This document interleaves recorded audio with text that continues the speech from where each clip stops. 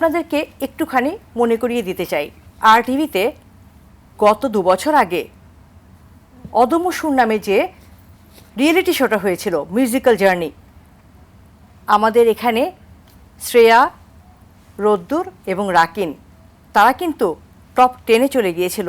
এবং শুনে নেব তাদের কাছ থেকেই তাদের পজিশন শেষ মুহূর্তে কোথায় ছিল।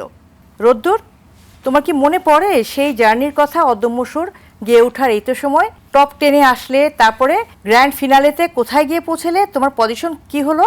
আমি ফাইনালিস্ট হয়েছি। এরপরে গ্র্যান্ড ফিনালে আসলো। গ্র্যান্ড ফিনালেতে আমাদের রোদ্দুর কততম স্থান অধিকার করেছিল? 4th। তোমাকে আবারও অভিনন্দন। এই সুযোগে আমি একটু শুনে নিতে চাই যে আমাদের রোদ্দুরের স্বপ্নটা কি? আমি একজন বাংলা গানের শিল্পী হতে চাই। আমাদেরও অনেক অনেক শুভকামনা থাকবে। রোদ্দুর যে স্বপ্নটা দেখছে সেই স্বপ্নটা পূরণ হোক এবং নতুন বছরে রোদ্দুরের প্রচেষ্টা আরও বেড়ে যাবে, যাতে আমাদের রোদ্দুর বাংলা গানের একজন ভালো শিল্পী হওয়ার জার্নিতে আরও অনেকটা এগিয়ে যেতে পারে। শ্রেয়া, কেমন লাগছে আজকের এই আয়োজন? ভালো লেগেছে। শ্রেয়া, তোমার কাছে এবার একটু শুনতে চাই, তোমার স্বপ্নটা কি? গানের শিল্পী। ওকে শ্রেয়া, তোমার জন্য অনেক অনেক শুভকামনা এবং বৈশাখী শুভেচ্ছা। রাকেল, আমরা যে অদম্য সুর গেয়ে ওঠার এই তো সময়ে এই যে একটা মিউজিক্যাল রিয়েলিটি শো জার্নিতে ও দীর্ঘদিন কাজ করলাম, তাই না? তোমরা একটার পর একটা ধাপ পেরিয়ে একদম গ্র্যান্ড ফিনালে পর্যন্ত চলে গেলে, সেখানে শেষ মুহূর্তে তোমার পজিশন কি ছিল? Second runners up.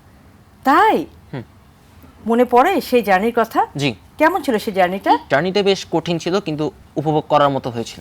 আমরা তো খুব আনন্দ পেয়েছিলাম এবং তোমাদেরকে তুলে ধরতে পেরেছিল আরটিভির যে ইচ্ছাটা ছিল যে আমাদের বিশেষ সাহায্য সম্পন্ন ছেলেমেয়েরা যে কত অসাধারণ গায়, তাদেরও যে মেধা কতখানি, তাদের প্রতিভার জায়গাটা তুলে ধরার জন্যই আসলে আরটিভি এই আয়োজনগুলো করে।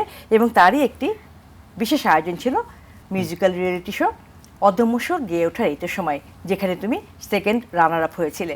ওই মুহূর্তের অনুভূতিটা কেমন ছিল? অনুভূতিটা বেশ ভালো, কারণ প্রথমবার যখন আমি অডিশনে গিয়েছিলাম তখন আমাদের যত সম্মানিত যারা বিচারক মণ্ডলী ছিলেন পরপর রাউন্ডে আমাকে অংশগ্রহণের সুযোগ দিয়েছিলেন। তুমি ভালো গান গেয়েছো, এই জন্যই তুমি কিন্তু একটার পর একটা রাউন্ড পেরিয়ে গ্র্যান্ড ফিনালেতে পৌঁছে গিয়েছিলে। রাকিন, আজকে বাংলা নববর্ষের প্রথম দিন পহেলা বৈশাখ আমরা উদযাপন করছি, এই যে একটা আনন্দ আড্ডা দিচ্ছি, এই যে আয়োজনে তোমরা বন্ধুরা সবাই অংশগ্রহণ করলে, কেমন লাগলো তোমার কাছে? তোমার অনুভূতিটা জানতে চাচ্ছি। সবচেয়ে বেশি ভালো লাগে আপনাদের সাথে আড্ডা দিতে এবং গান পরিবেশন করার জন্য আমি খুবই আগ্রহী ছিলাম। আচ্ছা, আর আজকে সেই সুযোগটা তুমি পেয়ে গেছো, জি। এখন কেমন লাগছে? এই যে আমি এই সুযোগটা পেলাম যে আপনাদেরকে আমি গান শোনালাম, সব মিলিয়ে আমার কাছে ভালো লাগে। তাই আপনাদের জানাই বাংলা নববর্ষের শুভেচ্ছা।